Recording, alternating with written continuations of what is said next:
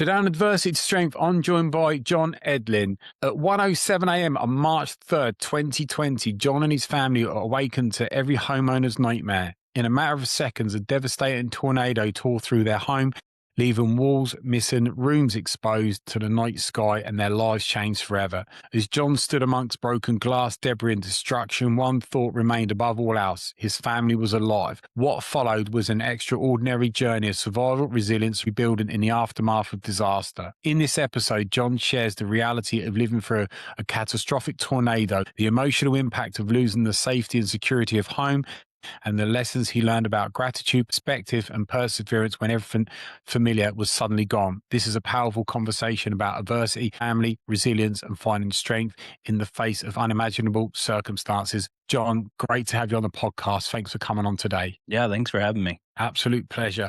Take us back to the beginning. Where did your journey start? Was it 1:07 a.m. or was it before that?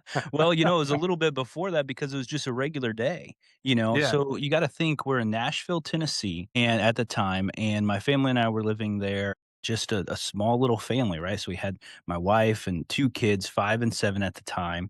And the day before the tornado hit at 107, it was just a regular day. Like we were planting flowers in the backyard, and the kids were all excited. And we put the kids to bed at 8 o'clock that night. And my wife and I are up late watching, the news. And the news didn't Yeah. even mention that there was going to be a severe weather event that night. And so we were just like, this is a normal kind of day or whatever, no big deal. All the severe weather was supposed to go to the north of us. But at 1 a.m., my phone went off. So you get buzzes, alerts that there's a tornado in the Right. area. So that I woke up to that and I was like, well, that wasn't supposed to be. That's weird.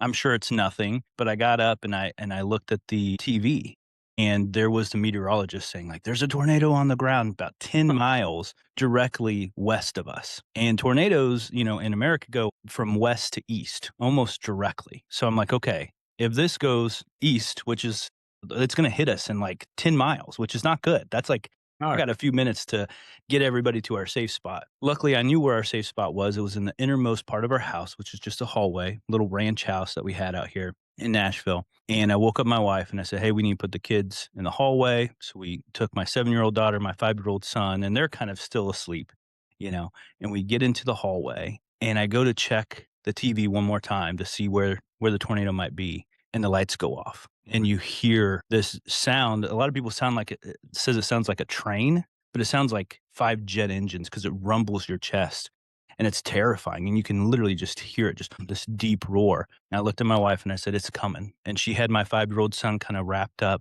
and I see Yeah. my 7-year-old daughter just laying there in the hallway. And I jump on top of her. And as soon as I do, my ears pop because of the pressure that happens with Right. these big storms. And then all the windows pop, pop, pop, pop, pop, pop, pop. And the Smashing. most just blew out because of the pressure. Boom. Just Yeah. all the windows, every single window, pop, pop, pop, pop, pop. And then the most intense amount of wind just starts to push into us. And you can feel underneath the doors, because we're kind of, in this hallway with the doors, you got the bedroom doors around us, and you can feel the wind just blowing inside, and it's blowing all the glass that just broke. It's blowing, Sure. wood and insulation and everything, because, the house is literally being ripped apart on top of us, and it's sucking us back and forth. My daughter and I just boom, boom, boom, back and forth in between this hallway. And it felt like 30 minutes. It was probably only about 3 seconds, but I was like, I can't hold on anymore. All my muscles were holding Yeah. on to keep us down. And as soon as I thought, like, I can't hold on anymore, this is it, God, just like keep my family safe, then it was just over. And it was complete silence. No rain, no lightning or thunder, and just like this eerie, eerie silence. It smelled of propane and mud and broken wood, and just this awful, awful feeling. But then also this like realization as I looked around that we were all okay. Nobody even Yeah. had a cut on them. So there's glass everywhere. So I got to get shoes for us because nobody's wearing shoes. It's middle of the night. Right. So I open up the door to my kid's bedroom, and it's walls gone, ceilings gone, orange sky. And of course I could see my neighborhood, and it doesn't even look like anything I've ever seen before. It's like a movie. It's just flat. Everything's just flat. Trees are all knocked down, just crazy. And so I closed that door and I look at my wife. I said, well, their room's gone, just kind of in shock. And we're all just in shock. Like, what just happened? And then I was like, well, let me see if I can get, our shoes. So I opened up the door, and in our bedroom, brick wall on top of our bed, ceiling's gone, wall's gone. And I ended up climbing over that brick wall to get to our closet and found our shoes. And then I went back into their room and found their shoes. And so at least we had shoes on at this point. Yeah. But then you think, okay, well, we're going to hear like police and firemen and, just like in the movies, something like that happens. You're going to have the whole community's going to come out. Neighbors are going Yeah. to come. Are you okay? All that kind of stuff. Nope, nothing. So I called 911 and it's busy because it had just hit downtown Nashville, which was a lot more populated than, my Yeah. neighborhood just outside of Nashville.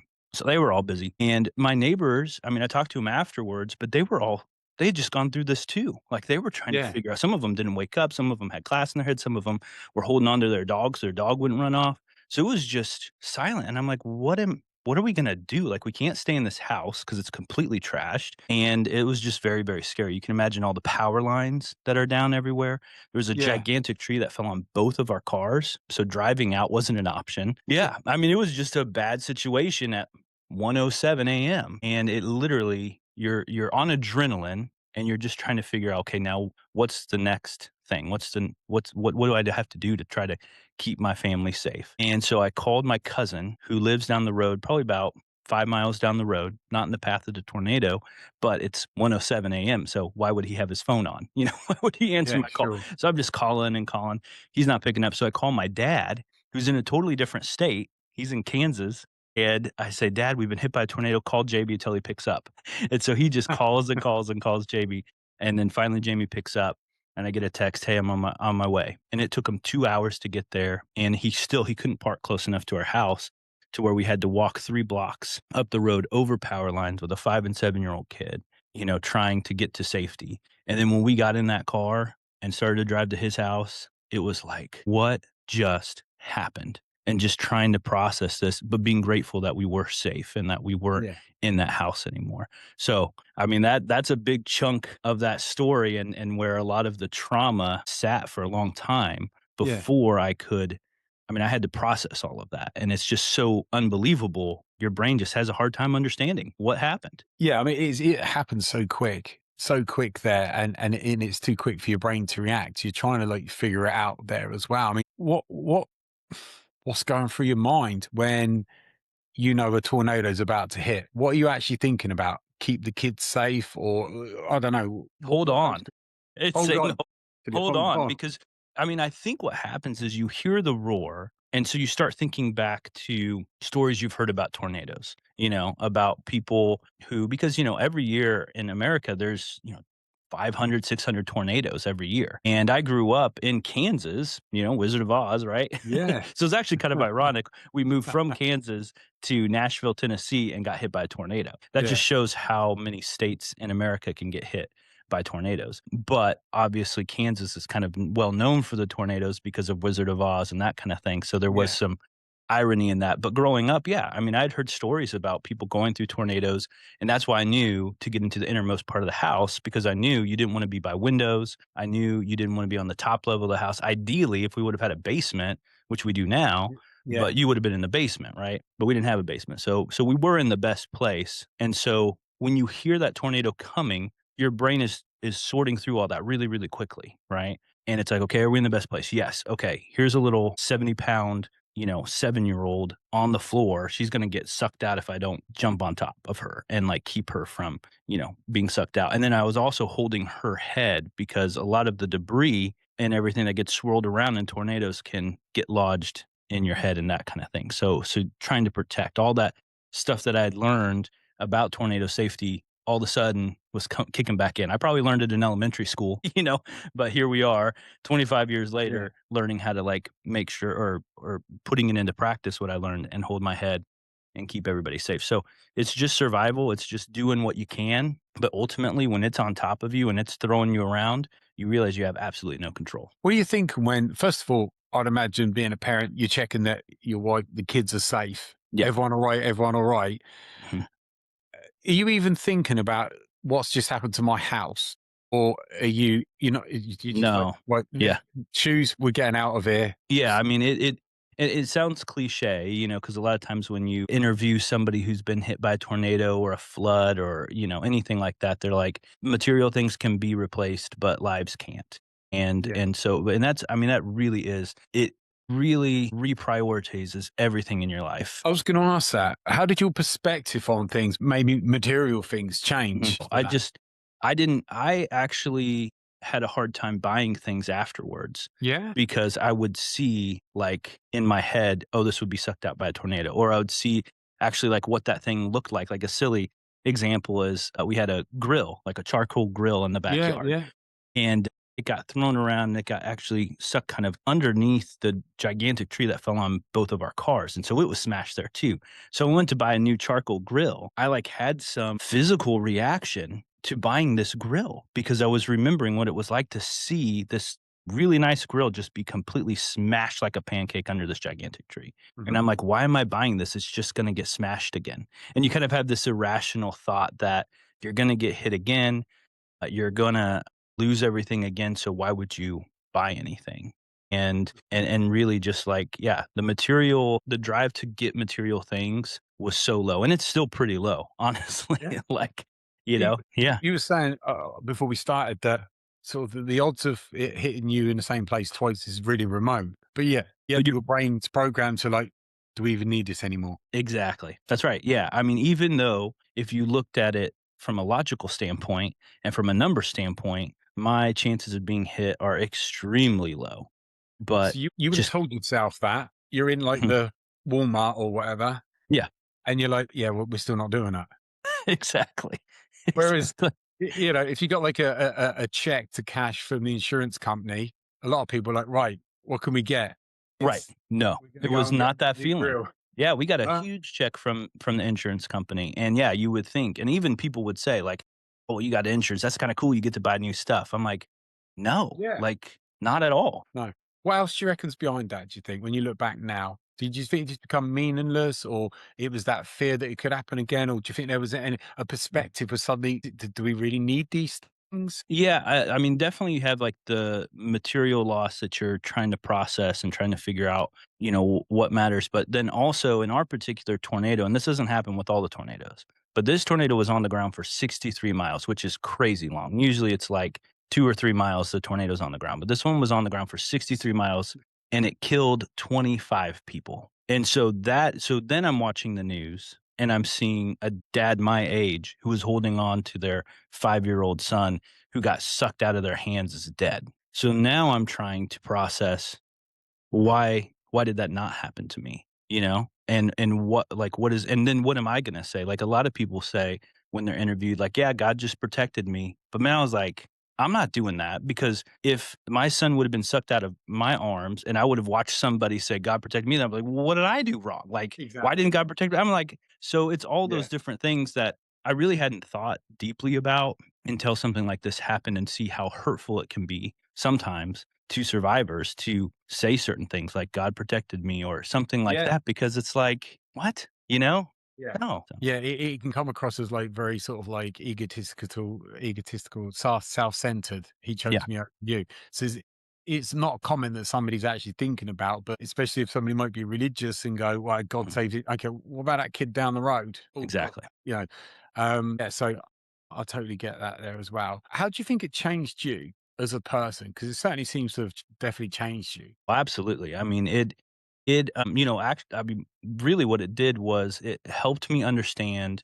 that my story matters, right? I mean, that's why I'm on this podcast. And that's why, like, I felt like there was a reason I went through this, Yeah. and it was to give people hope, because a lot of times when I would tell my story, people are like, oh my gosh, if I went through something like that, I couldn't handle it. And I was like, yeah, me too. Like, you think that, but then when you're in You it. got no choice. And then, yeah, and then when you're You on got the other side kids. of it, you Yeah. get to decide what you're gonna do with it, and so, like, you have to be intentional, though, because I have every right now, being a survivor of a tornado, just to be like, "Oh, yeah, after that tornado, he just lost it and just, da da da da for the Start next." drinking and Right, exactly. I have yeah. every right to do that, and a lot of times I wanna do that, and there were times where I did do that, right? Like, I mean, I'm not saying What I did it perfectly. what would been behind that then for you to go, "Do you know what? I need to forget about this," or for people that's been through it to have a drink there?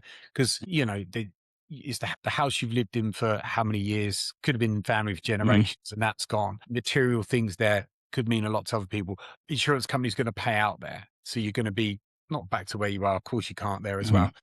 But what do you think would be the reason that yourself or people would have gone, I need to drink this one away today?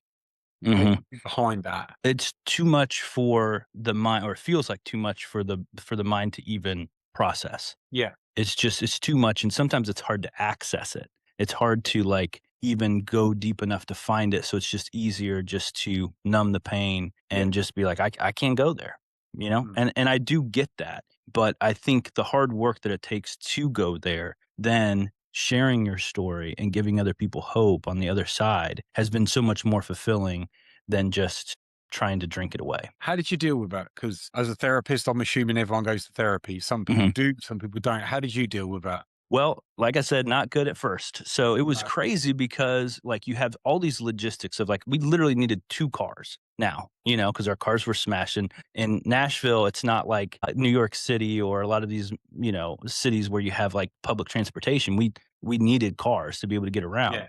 So we needed cars, we needed a different house, we needed clothes, we needed all this different stuff. And so you're focused on the logistics. So I'm pushing away all those thoughts and traumatic responses and trying to process Yeah. it. And so what was happening is every night at 1 a.m., when my alarm went off, you know, on my phone that night, Yeah. and there was no alarm going off, but in my head there was. For Yeah. 3 months, every night at 1 a.m., I woke up. And I knew I would, like, wake up, like, shocked like that, and I would look at the clock, I'm like, "It's gonna be 1 a.m.," you know, and it was. And then one time I even woke up and I was like, "I'm not looking at the clock." And then, like, 2 minutes later, I look over at the clock and it's 1:02, and I'm like, "Ah," you know, but it was crazy. It woke up and I had to feel everything, and my body would start shaking again. And we were in a hotel for a while, and so I'd, like, go to the bathroom and I would just start typing out everything that I felt, just trying to get it out, which I think was good. But Journaling. I did Yeah. not have 100%. time to go to a therapist or a counselor or anybody. Yeah. And I didn't really, like, think that was super important, even though I was waking up 1 AM, you know. I was just going. I was just surviving, just trying to Too make much. it through. And it was actually my barber who a year later, he said, "Dude," because I couldn't, like, if there was a chance of a storm, I couldn't go into work. I would just go home. I would tell my boss I gotta go home, and I would just lay down in bed, and I would just wait till the storm passed and just shake and Yeah. shake and shake. But for whatever reason in my head, I was like, "Yeah, that's okay. That's understandable after being hit by a tornado." But my barber's like, "Bro, like, you can get help. Like, have you been to a therapist?" And I'm like, "No." And he's like, "You need to go." So I thank my barber for, really pushing me that. And it's funny because sometimes, like, that barber had been my barber for 5 years, and, you know, you have, like, a special relationship, Yeah. you Of know, with your course. Yeah. barber, Yeah. and a trust and a love, and he knew me and I knew him. And so it was really special for him to say that to me. And I, you know, and I took his advice, and not only did I do therapy, but I did a thing that they call EMDR. Yeah. EMDR therapy. That's when you've had severe trauma. Very Yeah. good. Yeah. It was life-changing. And so it took a lot of sessions. It took about 8 sessions to actually kind of remove all of that, but it was that block that I couldn't get to. And so my therapist was like, "Hey, let's try this EMDR thing." I'm like, "I don't know, that sounds kinda weird," but at the same point, I'm like, "I'll try anything," and it completely changed my life. And then after that moment, then I was able to share my story without shaking. I was able to learn about weather, you know, and that really helped my anxiety, was learning about the thing I was so afraid of. Yeah, definitely. I do that with my clients. The things they come to me for, I want them to become an expert in what caused it and why. Mm, Oh, yeah, yeah, it's brilliant.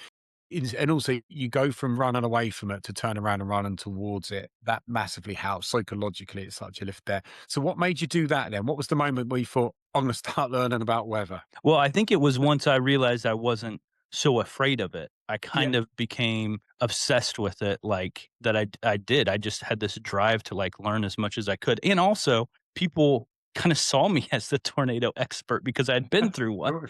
Sure. It seems kinda weird, but, like, I would go to work or whatever and be like, "John, you know, da da da da da, like, what would I," and I'm like, I don't know." And then I would research it and find it out, but I really liked it, and then I would tell them like, "Oh, thanks, John."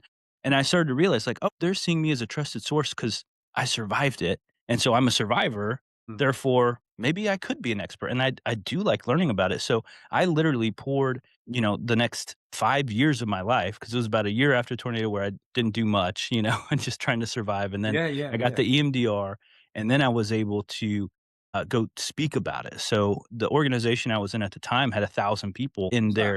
their Yeah, what was business. that? Tell us about that. Then suddenly you're on stage speaking, which is for Yeah. me when that impresses me when somebody's on stage speaking about a subject. I'm like, fair play. So tell me about Yeah. that. Yeah, I mean, the organization at the time had 1,000 employees, and they were all pretty young, like, we were all kind of this age. It was a media company, and they were so helpful after the tornado. Like, they were there with chainsaws, like, within, 5 hours of the tornado hitting, they were just, like, there to help. And so I had this opportunity, we would do these, huge, company meetings, and on Thanksgiving, you could get up and you could say what you were thankful for. And so I got up and I said, "Hey, I'm thankful for you guys for coming and helping after the tornado." And then it just kind of naturally just started to come out, like, some of these things that I just wanted to teach them and say, like, take it hey, I didn't take it seriously before. Like, I wish I would have known this. I wish I would have known that.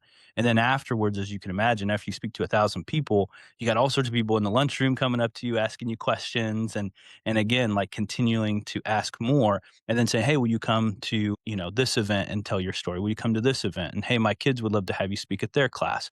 And so it just kind of became this thing Yeah. that eventually became, like, my full-time job, which is what I do now as a It safety. sounds it sounds like the road that you took was almost unavoidable. You almost had no Yeah, choice in the matter. You found right. yourself going down the road and people's like giving up to push you down it, you know? Yeah, yeah, no doubt. Yeah. It's so yeah, I mean, it's been incredible. I mean, now I've gotten to, like, I have an online course. I have a tornado go bag that is literally packed with the things that I wish I would have had No, before the tell me about tornado. that. So it's actually pretty simple because if you go to Amazon right now and you typed in tornado survival bag or something like that, you would have like 7 days of food, and you'd have a bunch of water, and you have it just be packed with all this stuff. And if I would have had that after the tornado, I would have been trying to tear through it to get to the one thing I needed, which was a first aid kit, to help with any wounds or anything like that. So in the tornado go bag that I created was just a first aid kit, a real substantial one that you could get to easily, a lantern that also acts as a iPhone charger, cell phone charger as well, because you need that. And then also you have a whistle in case you are trapped under debris, especially for us, like in a basement, like it's super safe. But if the house falls on, down, like you're gonna be trapped in there and you need to let people know that you're down there. So you got a whistle. And then it comes with this little tiny like book that I created called the Tornado Survival Guide. And then it comes with those online courses for free with the bag. So it's really about education.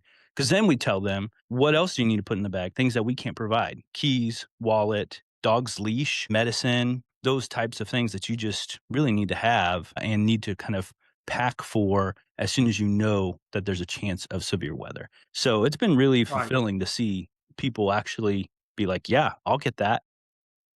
But it makes sense, safe than sorry. If I'm Right. living in the Midwest, I'm gonna get one of those, Yeah. and it's gonna be probably ready packed under the stairs just in case. That's right. Ready to go. Exactly, and what we found was, and we didn't even realize this, but when parents have that go bag hanging up where they're supposed to have it, then the kids see that and say, "Oh, my parents have a plan. Like, my parents know what we're gonna do when the tornado sirens go off," and it lowers their storm anxiety.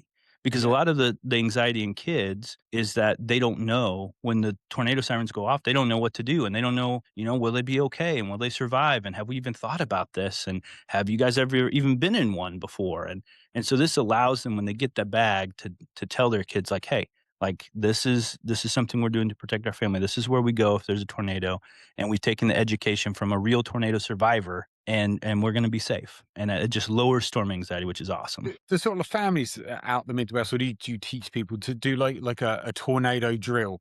Yeah, anything like that? So, yeah, I mean, I think what I've basically told them in the education is to at least have that conversation. This is where the bag is and everything like that. Now, all kids in the Midwest do tornado drills, like fire drills in school. Yeah. And that's just like once a month during tornado season. There are the tornado sirens go off just to test them out once a month. Right. And so that's, a time where you could do that as well. But I don't feel like it's super necessary to like run the drill every single month. I think it's just good for the kids to know this is where we go. And then for the Yeah. parents to visualize and have a plan of what they'll do if there's, in that situation where it actually hits. It's really important because, like, as a therapist, I know that under pressure, people go into fight or flight where they Mm. don't think about things; they just react. Yeah. And it doesn't mean you're going to react in the right ways. But if you kind of know what you need to do, it makes life a lot easier. Yeah.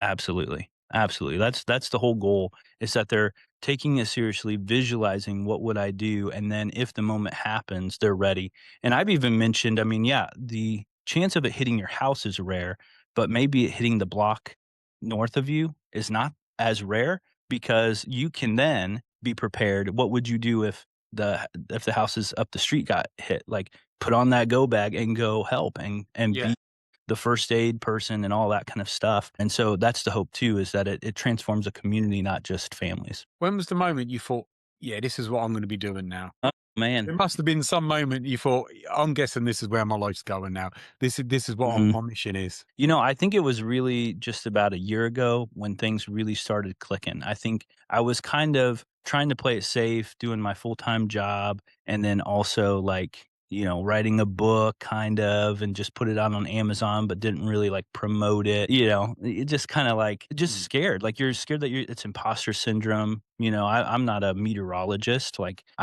people are going to look at me as a silly that I'm even trying to help people prepare for a tornado because I don't have the college degree to back it up.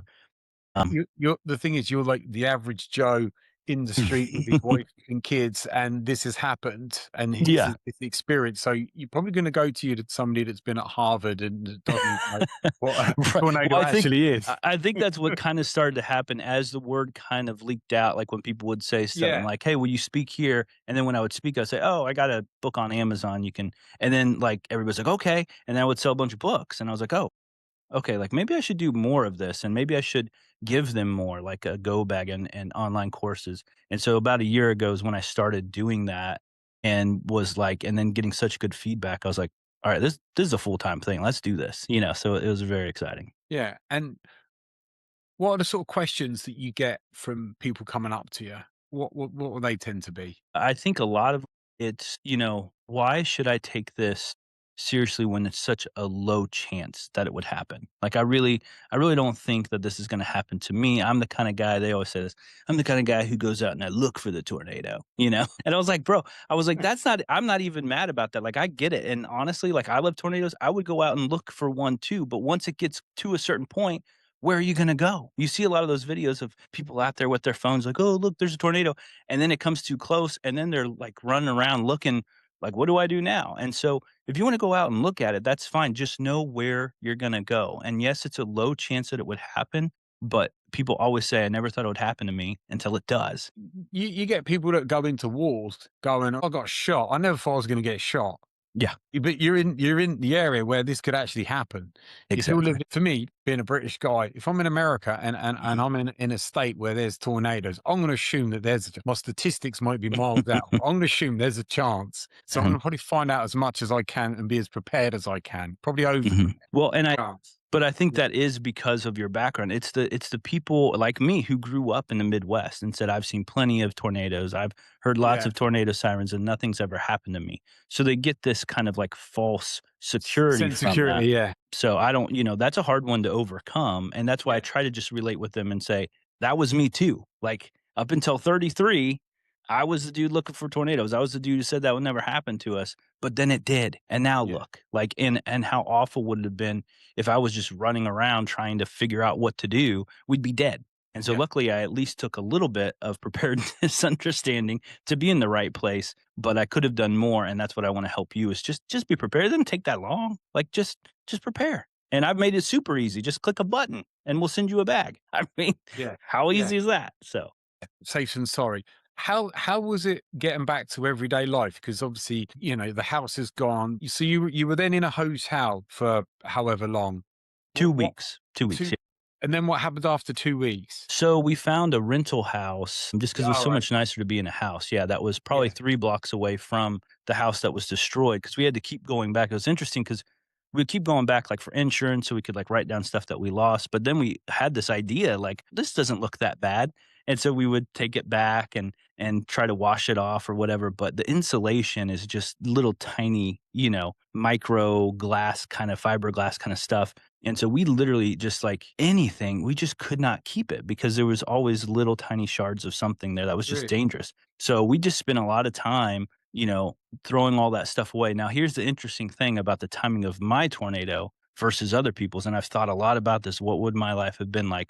better or worse if this wouldn't have happened. This happened March 3rd, 2020. And I don't know how it was out there, but in America, everything shut down like March 15th, 2020 for COVID. Oh, yeah, it's COVID. Right? Yeah. And so but I went back into the office a week and a half after the tornado because again, my employer was awesome. It was just like, clean up, do what you need, and then come back in the office when you feel good. So I did that. I got back into the office. I was there for 2 days, and then they were like, "Everybody pack up, go home. It's COVID." So I go back home, and of course, I don't like. I bring the Yeah. laptop from work, but I'm literally set up on a card table and a lawn chair because we don't have any furniture. And like that's my office in this like random rental house that we're renting down the road. So it was a very like because of COVID, just like the rest of the world, we didn't feel like we ever got back into normal routine for a long time. Yeah, and what about like the insurance there? I mean, I've no idea with insurance companies in America. Are they quick to pay out under them sort of circumstances, or is it a slow process? Definitely heard horror stories, but luckily for us, it was pretty open shut. I think you were in a worse spot if you hadn't had the destruction that we had. So a lot of the horror stories came from people who had like a few windows blow out, but then nothing else. They would kind of have a hard time getting those replaced for some reason. Or, half the house would be kind of wrecked. And so they were going to try to rehab just that half and then getting a check for that rehab. That kind of stuff would be hard, the reconstruction. But when it's a complete loss, and there's literally like nothing, like we itemized everything to show what we lost, but they were like, it doesn't, here's the max, just take it. Yeah. And because yeah, they showed up because they drive around, they show up at these, and they showed up to our house, and I was supposed to go meet the guy from the insurance. So he was like, Oh, "Yeah, I'm going to about be around. time. I got a few places, and then he shows up at the house, and he calls me, and he's like, "Hey, I'm at your house. No need to stop by. I'll swing by the check in a minute." And he literally just drove to our house, printed off the check from his truck, and then handed it to us. Which again, is like a lot of people would be like, "Oh my gosh, I got this huge check," but it was so conflicting because it was like, I know we need to replace this stuff, but I don't want to. And Is it just relief when you get the check? Is it, again, mixed emotions, like you were saying? I mean, I don't think it was relief. I remember getting it and feeling stress of just like or almost like sadness, like I don't want to rebuild. I don't want anything.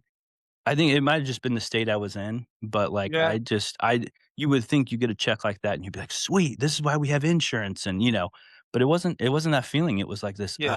like I got to replace everything. I don't want to, and yeah, it was just How rough. was it for your family? Like your wife, then you've got this check, you've got no motivation. You're probably still trying to process everything there as well. I mean, how Yeah. long after was it that you got the check from when it actually happened? Well, gosh, it was only like probably about 7 days or so. 7 days. It was fast. That's insanely fast. And it S- might s- have again been because like of our situation where so many houses got hit. So they had like whole crews coming out from the insurance company Do to it all like, in one go. yeah, yeah, Yeah. exactly. Yeah. You'd probably just be able to look down the whole road and go, yeah, all of those. Yeah, exactly. Yeah. And so what happened then? You went and bought a new house. How was that for you? Well, so we actually didn't. We lived in that rental house for 2 years, Yeah. and because we just weren't sure if we could stay in Kansas City. I mean, again, some of it is also we had my cousin in town, but that was it in Nashville. And of Yeah. course, friends from the company I was working at and that kind of thing, and friends that we had built up. But at the time, like our kids were homeschooled, and so it wasn't even like ripping them away from Right. their school friends or anything. And then you have COVID on top of that, where we all just felt a little isolated and just that longing for family. And both my wife and I's family were from Kansas City, and so we just felt like let's not buy in Nashville. Yeah. Let's move to Kansas City and just kind of start fresh, get a basement, you know, and Must have basement. right, that was 100%. And so, yeah, so then we kind of we like created this triangle where it's like 10 miles away from my parents, 10 miles away from her parents, and so we could have our own little thing. So it worked out beautifully, and it did kind of reshape, like, what is important, and it was family, you know? Yeah, yeah. It nearly always comes down to that. How did your kids settle back in eventually, and how did they find that? Because that's a big change for them. I do think the family helped. I Yeah, think being yeah, around both their grandparents were huge because then all of a sudden we were going to, the grandparents' house every weekend. And again, like coming out of COVID where there weren't super, super deep friendships that were made in Nashville, but then moving to Kansas City and the world's all waking up and everybody's starting to come out of the COVID, fog and the social distancing to where they could start to have friendships again. So it's just Yeah. really good timing in a sense. As much as I hate we had to go through COVID right after that, again, like I said, like I've thought back, like what would this whole story have been like without COVID?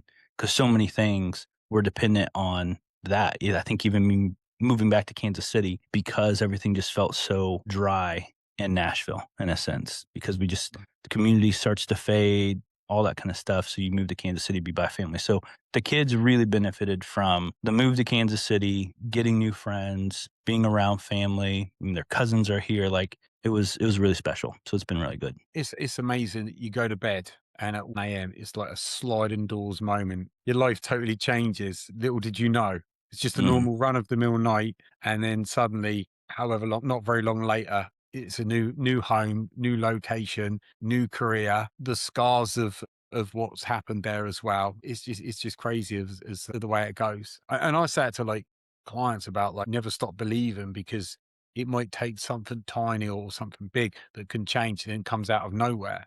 Who would have thought? If somebody said life's going to change, you're not going to think, well, because there's going to be a tornado going to happen. And suddenly, over the bigger picture, my life's better than what it was before the Right. tornado. It's insane. It is insane. It is. Absolutely. So, there's certainly no chance of any imposter syndrome now, because I think what you do, it's just brilliant, and the evidence is there as well. With the like learning the knowledge of like kind of almost like a meteorologist, what have you done about that, and how have you gone to Mhm. research that to gain it? Because I'd imagine that once you started, you're like, I need to know everything. Yeah, for sure. Well, I think I learned there was some story about Henry Ford who surrounded himself with people who were smarter than him to build the Yeah, car. So that's kind of what I did. So I began becoming friends with meteorologists in Kansas City, and so actually a great example of this is on my YouTube channel. So my company name is Edlin Tornado Solutions, right? And so it's like my last name, Tornado Solutions. And every Tuesday, I do a Tuesday tornado tips. And a lot of times it's just set up just here in my basement and I talk and about like tips and yeah, things that I'm learning. But I had a chance today, because it's Tuesday, June 9th, I recorded an interview with Wes Peary, who is a meteorologist in Kansas City. And so then I just asked him questions. So I'm learning, but my yeah, audience is learning with me. brilliant. And so Yeah, I think to answer your question, it's like, yeah, I'm learning, I'm on this journey, but come along with me as I learn, and who better to learn from than meteorologists? So, yeah. I'll probably never become a meteorologist someday, but I will learn as much as I can from those who have done the research and have done the education. Yeah, I mean, before we started, when you told me about what causes a tornado, I had no idea. As soon as you told me, it made perfect sense. Yeah. But what do I know about tornadoes there? But it's really, you actually explained what the difference between a tornado and a hurricane was. Yeah, right? Like, Yeah, this guy knows his stuff. So, it sounds like you're expanding, and there's so many things that's happening for you now with you. What is the future looking like? What have you got planned? Because I would imagine there's a lot out there for you that you still want to work towards and grow and evolve. definitely, yeah. So, I mean, this fall, we're launching this thing called Wild Weather School, where I go into schools and have like an hour presentation where you have like the tornado simulator and maybe some Yeah. songs about tornadoes and just kind of keep it like light for really K to sixth grade kids and be able to show them in a fun way that like, hey, I'm a survivor, and if this ever happened to you, you can be a survivor too, and get your family a plan. And I just have a heart for these younger kids to not go to bed scared at night because there's a storm, but to go to bed and know that they feel confident that they know what to do to stay safe during a tornado. Do you like start off with like a presentation with a before and after picture of your house? Yes, yeah, I always just jump right into it just like we did here, just kinda jump right into the story that it was a normal day. This Yeah. is a normal day, and then boom, this happened, and so, yeah, I actually luckily did take a picture of our house in front before it happened. Not right before, but, I had a Yeah. before and after picture because Yeah. honestly, like, when you live in a house, how many times do you go out there and just take a picture of the front of it, you know? Probably the day that you move into it. Yeah. Yeah, yeah, exactly. So you gotta go back a ways and find that picture. So, yeah, I have that before and after, and then I actually when I said we were planting flowers the day before, we actually Yeah. were planting flowers. We had bought little bulbs that would, come up as these beautiful flowers, and we all got to pick a different color, and it was like a really big deal. And I have pictures of us planting those flowers because it was such a big deal. I don't know, kids 5 and 7, everybody's excited to Yeah. plant flowers, and you can see our house in the backyard. And so, I mean, in the back of the picture, right? Because we're in the backyard, and you can see the house. And so it's literally the day before of a that. So I showed that picture, and then here's the cool thing: at the very end, I show the picture of those flowers blooming. They survived the It's tornado. And fine. so you have the same angle and you have these beautiful flowers now, blooming, and then this house that's completely destroyed. And I think it's this beautiful picture of how we have hope that our spirits and our souls can keep going and keep producing beautiful and amazing things even in the midst of destruction. Who would have thought how important buying some flowers would be when you're just doing it because the kids are Mhm. gonna like the colors and stuff like that, and yet it Exactly. becomes almost like a focal point of your house being flattened by Mhm. a tornado. It's just crazy there as well. It's insane. How do you feel when you look back and you see when you're doing a presentation here's the picture of my house doing a presentation, and then you see Mhm. the picture of what was left of your house? How do you find that, or are you kind of fine with it? You've moved on from it, you passed it, or does it still like Mhm. how did that happen? Uh, it definitely has a weight to it. I mean, Yeah. there's a lot of, like you mentioned, memories. I mean, we were in the house for 6 years before it happened, so you can imagine having a 5 and a 7-year-old kid, like, that's Christmases, you're bringing the kids home and that, you're doing all these amazing things with and that's just gone, like, it's just completely gone. And I actually have a brick, I can see it, I keep it in my office, and it's one of the bricks from the house, and I kept that, and I keep that as a reminder of just, like, this is what we overcame. So there's sadness mixed with kind of this, like, "All right, like, if I can survive that, I can survive anything." yeah, and look where you're at now with what you're doing there, and it looks like it's just gonna keep on growing and growing there as well. Yeah. It's just been amazing talking to you. I've loved every second of your story. I love the energy and the way you've overcome it and dealt with it, and then gone on to do what you've done there. And it's quite funny because the road you've gone down, it's like you had no choice in the matter. Yeah, it really feels that Unavoidable. way. Yeah, Oh, it really absolutely, yeah. does. Yeah, it's brilliant, and there's so Mhm. many people that kinda just almost telling you, "You need to do this there." You know, you can't turn around and change your mind. It's like, "No, you're doing this," and you're gonna enjoy it, you know? Yeah. But no, it's absolutely great, and your book, and also any other links will be in the description there as well. But John, fantastic for coming on, buddy. Absolute legend. Appreciate you coming on. Thank you so much. Thanks for having me. Absolutely fantastic.